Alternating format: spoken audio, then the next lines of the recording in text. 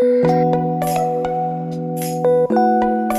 Students, welcome to my YouTube channel Vidhi education. आज के इस वीडियो में हम लर्निंग आउटकम्स आधारित लर्निंग एप सामग्री के अंतर्गत ब्रिज कोर्स कक्षा 7वीं विषय विज्ञान का अध्याय 12 विद्युत तथा परिपथ को समझेंगे और साथ ही इस चैप्टर से संबंधित अभ्यास वर्कशीट को हल करेंगे। तो फर्स्ट ऑफ ऑल स्टूडेंट्स, इस चैप्टर को अच्छे से समझ लेते हैं ताकि इस चैप्टर से संबंधित अभ्यास वर्कशीट को हम अच्छे से सॉल्व कर सके। तो चलिए चैप्टर को स्टार्ट करते हैं। हम विद्युत का उपयोग बहुत से कार्यों में करते हैं। विद्युत हमें बिजली घर से विभिन्न प्राप्त होती है। विद्युत आपूर्ति न होने पर हम प्रकाश के लिए टार्च का उपयोग करते हैं। विद्युत सेल क्या होती है? टार्च के बल्ब को विद्युत सेल से मिलती है। इसका उपयोग अलार्म, घड़ी, रेडियो, कैमरा आदि में किया जाता है। विद्युत सेल के ऊपर एक धन तथा एक ऋण रहता है। सभी विद्युत सेलों में दो सिरे होते हैं। इनमें से धातु की टोपी वाला धनात्मक टर्मिनल सिरा एवं धातु की डिस्क वाला टर्मिनल सिरा जो होता है ऋणात्मक होता है। इसके बाद अगला है विद्युत बल्ब। तो टार्च के बल्ब में कांच का एक बाहरी आवरण धातु की तरह चिपका होता है। जब बल्ब के मध्य एक पतला तार होता है। प्रकाश उत्सर्जित करने वाले पतले तार के बल्ब का तंतु कहते हैं। यह तंतु दो मोटे तारों के बीच लगा होता है। एक मोटा तार बल्ब की सतह पर धातु की नोक से जुड़ा होता है। दूसरा मोटा तार आधार केंद्र पर धातु की नोक बल्ब के दो टर्मिनल है। इस प्रकार विद्युत सेल तथा विद्युत बल्ब दोनों में ही दो दो टर्मिनल होते हैं। विद्युत सेल से बल्ब जोड़ने के लिए विद्युत तार के 4 टुकड़ों को प्लास्टिक आवरण हटाकर धातु के 2 तारों को विद्युत सेल तथा दूसरे 2 बल्ब को से जोड़ने पर बल्ब दीप्त हो जाएगा। विद्युत परिपथ क्या होता है? अब देखिए, विद्युत सेल के एक टर्मिनल को तार द्वारा बल्ब से होते हुए विद्युत सेल के दूसरे टर्मिनल से जोड़ते हैं। इस प्रकार की व्यवस्था विद्युत परिपथ का एक उदाहरण है। विद्युत परिपथ विद्युत सेल के 2 टर्मिनलों के बीच विद्युत प्रवाह अर्थात विद्युत धारा के संपूर्ण पथ को दर्शाता है। विद्युत परिपथ में विद्युत धारा की दिशा विद्युत सेल के धन टर्मिनल से ऋण टर्मिनल की ओर होती है। जब बल्ब के टर्मिनलों को तार के द्वारा विद्युत सेल के टर्मिनलों से जोड़ा जाता है तो बल्ब के तंतु से होकर विद्युत धारा प्रवाहित होती है।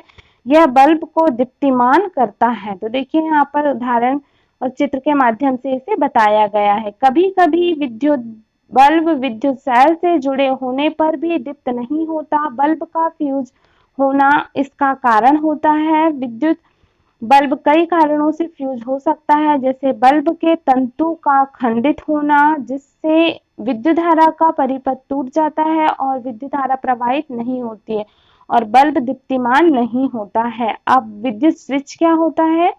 तो स्विच एक सरल युक्ति है जो परिपथ को जोड़ या तोड़ सकती है। हम 2 ड्राइंग पिन के एक सुरक्षा पिन, 2 तार तथा थर्माकोल या लकड़ी के बोर्ड से एक विद्युत स्विच निम्न चित्रानुसार तैयार कर सकते हैं। देखिए चित्र के अनुसार आप यहाँ पर तैयार कर सकते हैं क्या? विद्युत स्विच को। फिर है जब सुरक्षा पिन दोनों ड्राइंग पिनों से स्पर्श करता है तब वह दोनों ड्राइंग पिनों के बीच के रिक्त स्थान को भरता है। इस स्थिति में स्विच को ऑन कहते हैं और इसके विपरीत जब सुरक्षा पिन दूसरी ड्राइंग पिन से स्पर्श नहीं करता है तो विद्युत बल्ब दीप्तिमान नहीं होता है और ड्राइंग पिनों के बीच का रिक्त स्थान बंद नहीं होता है। इस दिशा में स्विच ऑफ कहलाता है। फिर है बच्चों विद्युत चालक तथा विद्युत रोधक क्या होते हैं? तो विद्युत चालक तथा विद्युत रोधक की पहचान करने के लिए हम एक क्रियाकलाप करते हैं। देखिए यहाँ पर चित्र भी बताया गया है। तो उपरोक्त चित्रानुसार बनाए गए परिपथ में दोनों तारों के मध्य विभिन्न प्रकार के पदार्थों जैसे कि सिक्के, कार्क, रबर, कांच, चाबियां, पिन, प्लास्टिक, लकड़ी आदि को बारी बारी से स्पर्श कराएंगे। हम देखेंगे कि कुछ वस्तुओं को रखने पर परिपथ का बल्ब दीप्तिमान होगा, कुछ में बल्ब दीप्तिमान नहीं होगा। इसका अर्थ है कि जो पदार्थ अपने अंदर से विद्युत धारा का प्रवाह होने देते हैं वे विद्युत चालक कहलाते हैं, जैसे कि लोहे की कील, चाबी, पिन आदि। और जो पदार्थ अपने अंदर से विद्युत धारा को प्रवाहित नहीं होने देते हैं वे विद्युत रोधक कहलाते हैं, जैसे कि लकड़ी, कागज आदि। विद्युत चालक तथा विद्युत रोधक विद्युत चालक तथा विद्युत रोधक हमारे लिए समान रूप से महत्वपूर्ण है। स्विच, विद्युत प्लग, सॉकेट सुचालक पदार्थों से बनाए जाते हैं तथा विद्युत तारे, प्लग के ऊपरी भाग, स्विच तथा विद्युत उपकरणों के अन्य भाग जिन्हें लोग स्पर्श कर सकते हैं, इनको बनाने के लिए रबर तथा प्लास्टिक का उपयोग होता है। तो इस प्रकार से चैप्टर कंप्लीट होता है। अब है वर्कशीट नंबर 1 के अंतर्गत प्रश्न नंबर पहला देखेंगे। विद्युत सेल के कितने टर्मिनल होते हैं, नाम लिखिए। तो विद्युत सेल के 2 टर्मिनल होते हैं, धनात्मक टर्मिनल और ऋणात्मक टर्मिनल। फिर है प्रश्न नंबर दूसरा, विद्युत सेल को विद्युत कहाँ से प्राप्त होती है, विद्युत सेल का उपयोग कहाँ कहाँ होता है। तो विद्युत सेल को विद्युत सेल से मिलती है। इसका उपयोग अलार्म घड़ी, रेडियो, कैमरा आदि में होता है।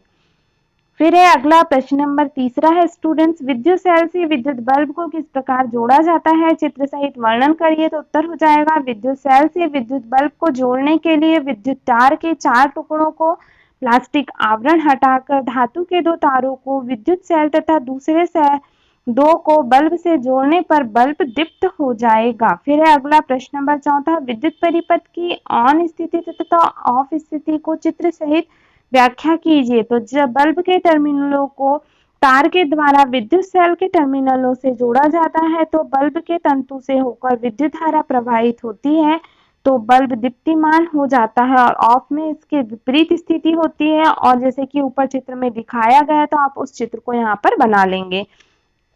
फिर है अगला प्रश्न नंबर 5वां बच्चों, विद्युत परिपथ में विद्युत धारा की दिशा क्या होती है, चित्र द्वारा समझाइए। तो विद्युत परिपथ में विद्युत धारा की दिशा विद्युत सेल के धन टर्मिनल से ऋण टर्मिनल की ओर होती है। तो देखिए यहाँ पर ये चित्र बना है, तो इस चित्र के माध्यम से आप यहाँ पर इस प्रश्न का उत्तर दे देंगे। तो चाहे तो आप इसका स्क्रीनशॉट भी ले सकते हैं। फिर है अगली वर्कशीट नंबर 2 के अंतर्गत प्रश्न नंबर पहला है, विद्युत परिपथ में कभी कभी बल्ब दीप्तिमान नहीं होता है, इसके क्या क्या कारण हो सकते हैं, कारण लिखिए।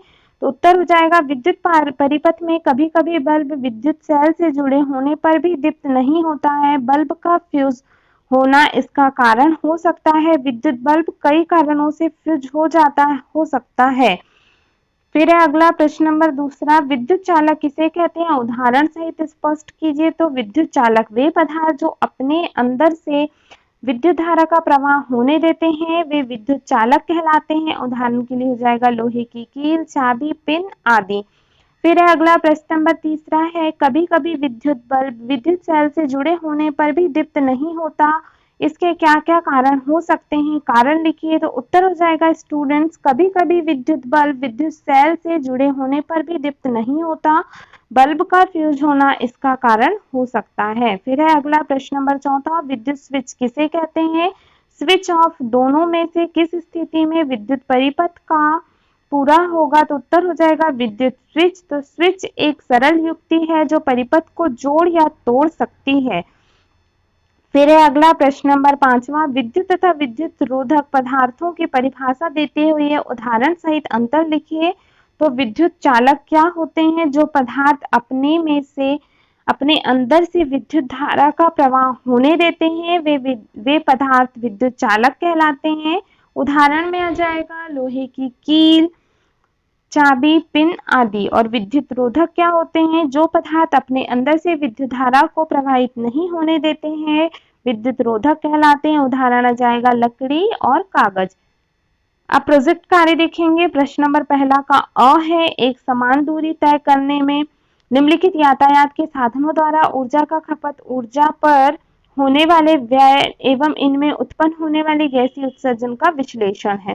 तो देखिए यहाँ पर दिया गया है विवरण, इकाई दी गई है, electronic car, petrol car, diesel car और सीएनजी कार। अब विवरण में क्या क्या है स्टूडेंट्स, अनुमानित ऊर्जा की खपत है, फिर लागत कितनी लगी, कुल लागत क्या है, अनुमानित गैसीय उत्सर्जन कितना है, इकाई में क्या क्या है, किलोमीटर है। देखिए किलोमीटर में 120 दिया गया है, फिर है इकाई किलोग्राम। अगर हम अनुमानित ऊर्जा खपत की बात करें तो इसकी इकाई है किलोग्राम पर यूनिट या लीटर।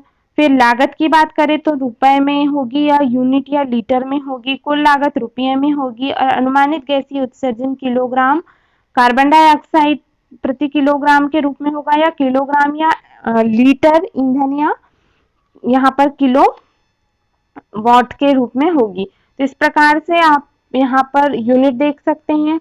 अब देखिए यहाँ पर इलेक्ट्रॉनिक कार में अनुमानित ऊर्जा की खपत 12 यूनिट हो रही है, पेट्रोल कार में 10 लीटर हो रही है, डीजल कार में 9 लीटर और सीएनजी कार में 8 केजी हो रही है। फिर लागत कितनी लग रही है? इलेक्ट्रॉनिक कार में 7 रुपए, पेट्रोल कार में 95 रुपए, डीजल कार में 85 और सीएनजी कार में 60। कुल लागत 64 रुपए लग रही है। किसमें? इलेक्ट्रॉनिक कार में। पेट्रोल कार में 950 रुपए, डीजल कार में 765 रुपए और सीएनजी कार में 480 रुपए।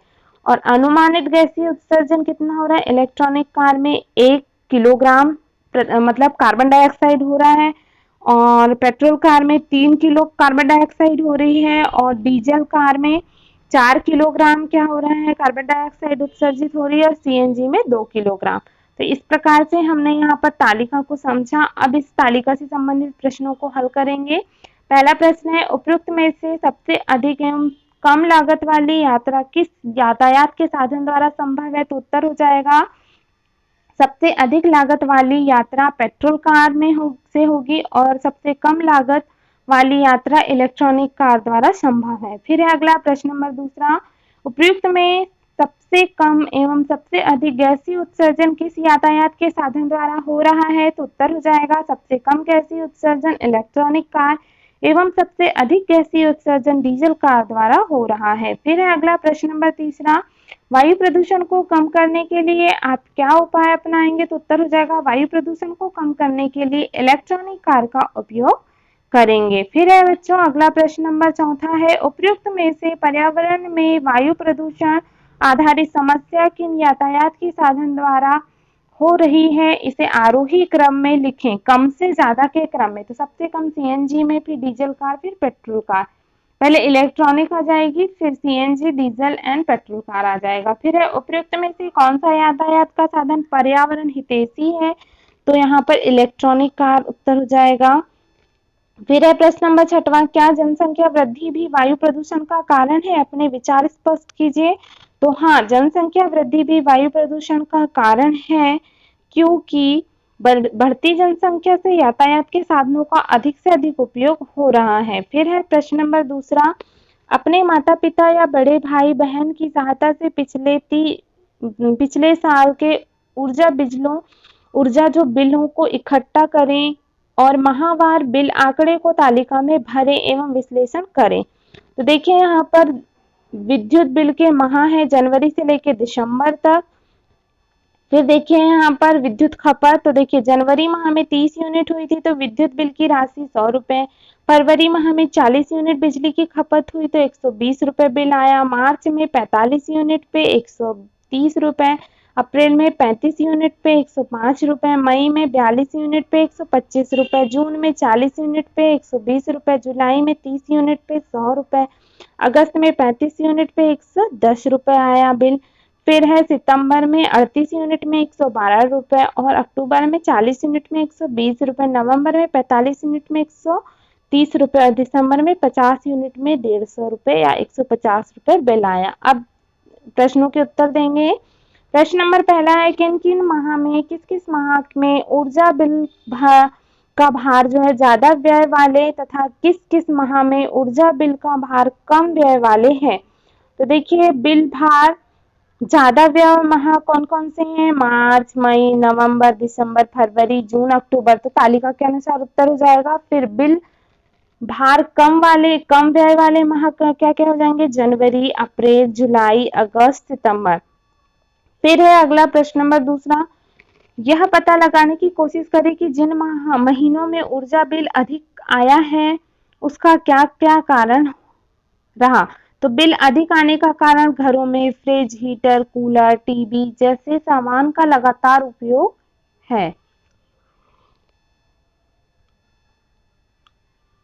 फिर है अगला प्रश्न नंबर तीसरा, विभिन्न तरीकों से पता लगाइए कि आप अपने ऊर्जा बिल की लागत को कैसे कम कर सकते हैं। तो उत्तर हो जाएगा ऊर्जा बिल की लागत को फ्रिज, टीवी, कूलर का कम से कम उपयोग एवं बिजली के स्विच ऑफ करके भी ऊर्जा बिल की लागत को कम कर सकते हैं।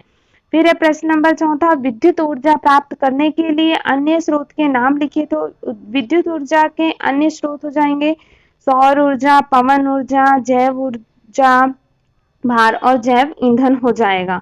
फिर है अगला प्रश्न नंबर 5वां ऊर्जा खपत कम करने के लिए आप सामान्य बल्ब का प्रयोग करेंगे या एलईडी बल्ब का? अपने विचार व्यक्त कीजिए। तो उत्तर हो जाएगा एलईडी बल्ब। ऊर्जा खपत कम करने के लिए एक अच्छा स्रोत है, अतः एलईडी बल्ब का ही उपयोग करना चाहिए। फिर है प्रश्न नंबर 6वां ऊर्जा बचत के उपायों को दर्शाते हुए पोस्टर लिखिए, पोस्टर तैयार कीजिए। तो ऊर्जा बचत हेतु पोस्टर सेव एनर्जी। तो इस प्रकार से आप यहाँ पर पोस्टर बना सकते हैं, चाहे तो आप इसका स्क्रीनशॉट भी ले सकते हैं ताकि आप इस पोस्टर को अच्छे से बना सकें। फिर है स्व आकलन हेतु दिए गए प्रश्न है। प्रश्न नंबर 1 सही विकल्प का चयन करें। पहला है निम्नलिखित में से विद्युत रोधक पदार्थ है, तो क्या हो जाएगा? प्लास्टिक। ऑप्शन नंबर सी सही हो जाएगा। फिर है प्रश्न नंबर 2 इलेक्ट्रॉनिक बल्ब में लगा जो है तंतु बना होता है, तो ये धातु का बना होता है। फिर है प्रश्न नंबर 3 विद्युत सेल में कितने टर्मिनल होते हैं? तो 2 टर्मिनल होते हैं। विद्युत चालक पदार्थ है एल्यूमिनियम। 5वां है प्रश्न विद्युत परिपथ बनाने के लिए आप किसका चयन करेंगे? तो विद्युत तार, धातु के तार का। फिर है सत्य सत्य बताना है। पहला है विद्युत बल्ब में एक टर्मिनल होता है, असत्य। फिर होगा अगला प्रश्न विद्युत सेल में रासायनिक पदार्थ संचित होते हैं, सत्य हो जाएगा। तांबा विद्युत का चालक होता है, सत्य। चौथा जिन पदार्थों से होकर विद्युत धारा प्रवाहित नहीं हो सकती वे विद्युत चालक कहलाते हैं, तो ये असत्य हो जाएगा। फिर है रिक्त स्थानों की पूर्ति कीजिए। पहला प्रश्न एक युक्ति जो परिपथ को तोड़ने के लिए उपयोग की जाती है, स्विच कहलाती है। दूसरा एक विद्युत सेल में 2 टर्मिनल होते हैं। तीसरा प्रश्न हमारा शरीर विद्युत का चालक होता है। फिर है चौथा प्रश्न वायु विद्युत की कुचालक होती है।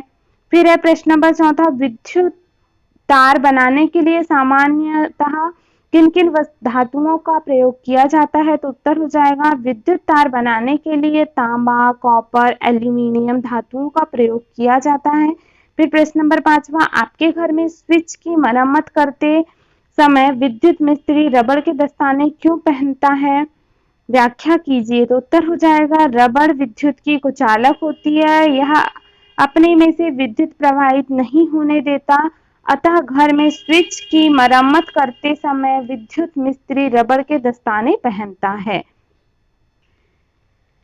तो देखा स्टूडेंट्स, इस प्रकार से अध्याय 12 विद्युत तथा परिपथ चैप्टर कंप्लीट होता है और साथ ही इस चैप्टर से संबंधित अभ्यास वर्कशीट भी कंप्लीट होती है। आई होप आपके लिए यह वीडियो हेल्पफुल रहा होगा। अगर आपको वीडियो अच्छा लगा हो तो वीडियो को लाइक करिए, अपने फ्रेंड्स के साथ इस वीडियो को अधिक से अधिक शेयर करिए तथा मेरे चैनल पर नए हैं तो जल्दी से चैनल को सब्सक्राइब कर दीजिए, साथ ही बेल आइकन को भी प्रेस कर दीजिए ताकि नए वीडियो की नोटिफिकेशन आपको प्राप्त हो सके। साथ ही इसी तरह के अन्य वीडियो देखने के लिए आप इस वीडियो के डिस्क्रिप्शन में जाकर के उन वीडियोस के लिंक को प्राप्त कर सकते हैं।